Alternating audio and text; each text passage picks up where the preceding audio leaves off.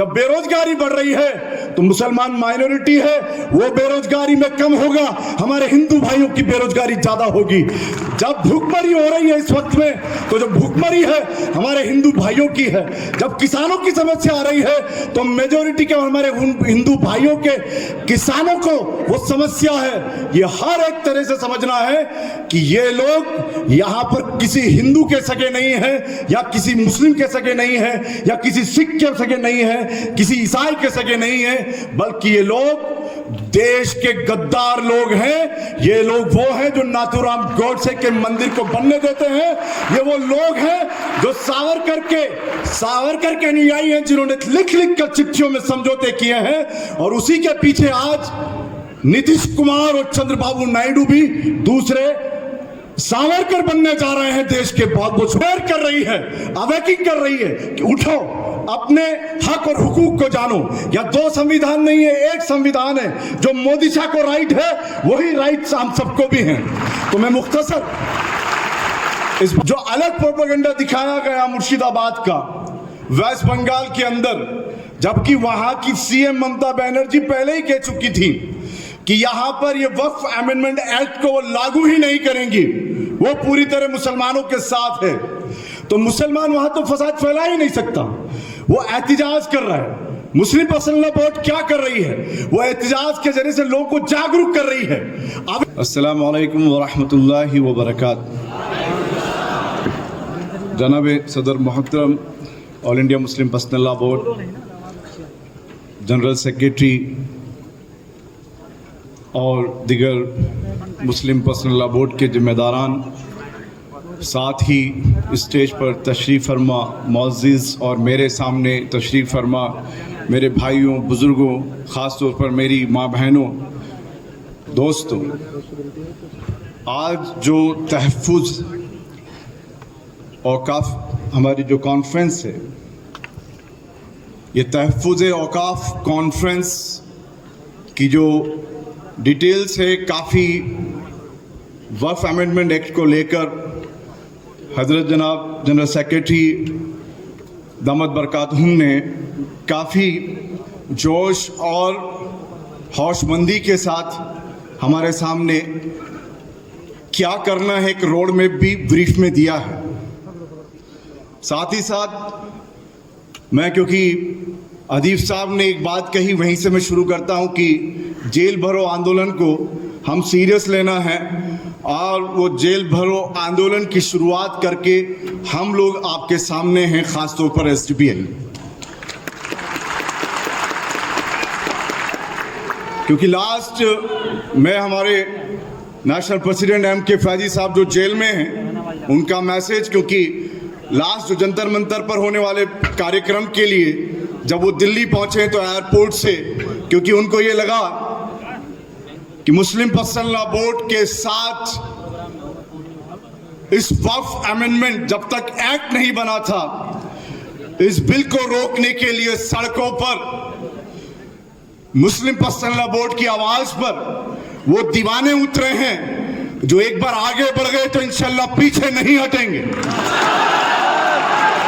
और वही मैसेज आज भी उन्होंने भेजा है कि अश्योर कर दें पूरे इंडिया में तमाम social democratic party of India के कैडर्स और लीडर्स को कि जहां जहां भी all India Muslim personal law board ने हुक्म दिया है, वो अपनी जानों के साथ उनके हुक्म को पाबंदी से निभाएंगे इंशाअल्लाह। तो इसी के साथ कि जो आज हसास एक ऐसा इशू जो मामलात का नहीं, हमारे ईमान का मसला है, ये मामलात का नहीं, हमारे ईमान का मसला है। इस ईमान के इस सब्जेक्ट पर हम ये अहद करें कि इंशाअल्लाह हम लोग ये मिशन को जब तक पूरा नहीं हो जाता हम पीछे नहीं हटेंगे। ये एक बात के साथ मैं चंद बातें 3-4 पॉइंट्स में करना चाहूँगा। इसके पहले मैं दुआ गो भी हूँ। आज हज़रत मौलाना उबैदुल्लाह खान आज़मी साहब जो नायब सदर हैं, वो बहुत बीमार हैं, उनके लिए भी दुआ करें, हॉस्पिटलाइज हैं, तो उनके लिए भी दुआ करें। साथ ही हमारे मुगैसी साहब जो ऑल इंडिया मिली काउंसिल के प्रेसिडेंट हैं, क्योंकि ये हमारे वो सरमाया हैं जो हमको गाइड करेंगे और हम उनकी इन सब के हुक्म के मुताबिक आगे चलना है। मेरे भाइयों और बहनों, मैं एक बात ये कहना चाहता हूं कि आप सुन रहे होंगे कल परसों के अंदर एक इंसिडेंट होता है गुना एमपी के अंदर, जहां पर फसाद फैलाने वाले, और मैं जो बात कर रहा हूं ये ध्यान रखिएगा, मैं हिंदू भाइयों को साथ लेकर बात कर रहा हूं, भारत के तमाम नागरिकों को जो यहाँ की धर्मनिरपेक्षता और गंगा जमनी तहजीब को मानने वाले हैं, उन सबको साथ लेकर बात कर रहा हूं। तो जो गुना एमपी के अंदर, तो बात क्या है, हिंदू और हिंदुत्व दो अलग चीज है, जो संघ अध्यक्ष खुद भी कह चुके हैं कि हम लोग हिंदुत्व के लोग हैं, ये मोहन भागवत जी का बयान भी है।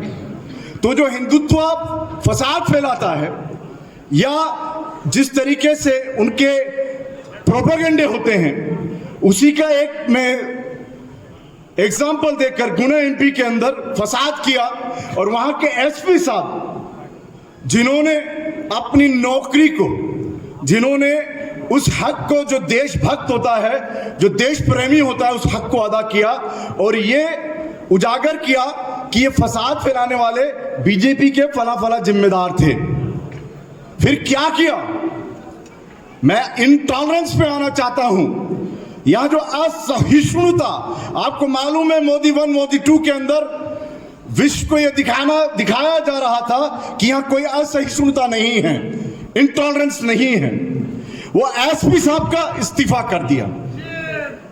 ये पुलिस स्टेट बना हुआ जो उत्तर प्रदेश है, मेरठ का अभी का इंसिडेंट, जो अलग प्रोपेगेंडा दिखाया गया मुर्शिदाबाद का, वेस्ट बंगाल के अंदर, जबकि वहां की सीएम ममता बनर्जी पहले ही कह चुकी थी कि यहां पर ये वक्फ अमेंडमेंट एक्ट को वो लागू ही नहीं करेंगी, वो पूरी तरह मुसलमानों के साथ है।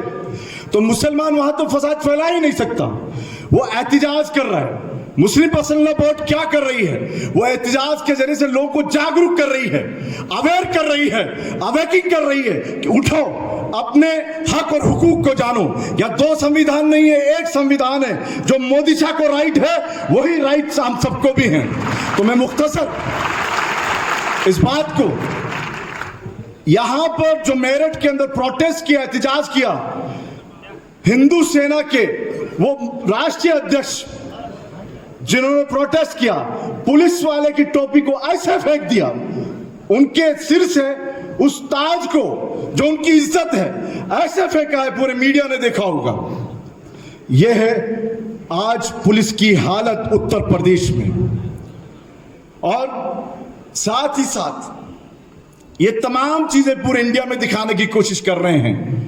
लेकिन मैं ये कहना चाहता हूं कि ये मुद्दा मुसलमानों का नहीं है।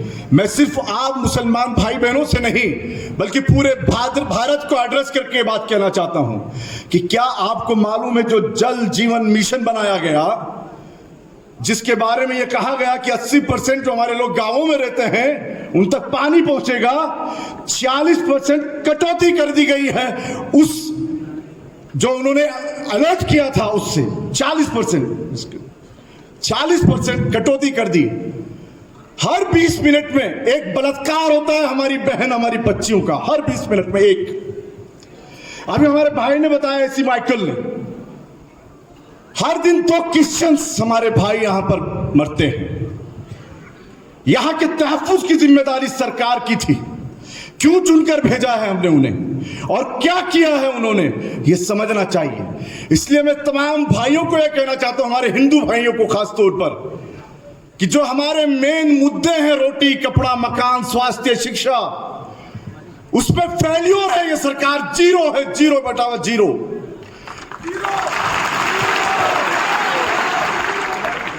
उन गुनाहों को छुपाने के लिए ये मुस्लिम हिंदू 370 ट्रिपल तलाक मदरसा और फिर वक्फ और फिर आगे यूसीसी की तैयारी कर रही है।